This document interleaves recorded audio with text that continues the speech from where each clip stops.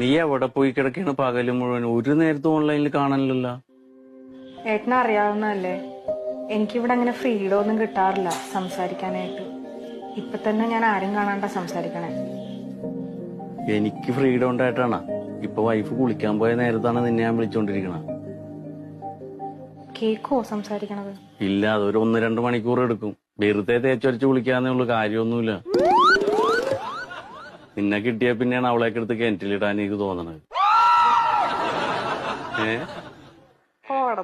ദമയോ, ഞാനൊരു കാര്യം പറയട്ടെ, ഭയങ്കര ഗ്ലാമറാണ് ട്ടോ താൻ. ഞാൻ അത്ര ഗ്ലാമറൊന്നുമല്ല.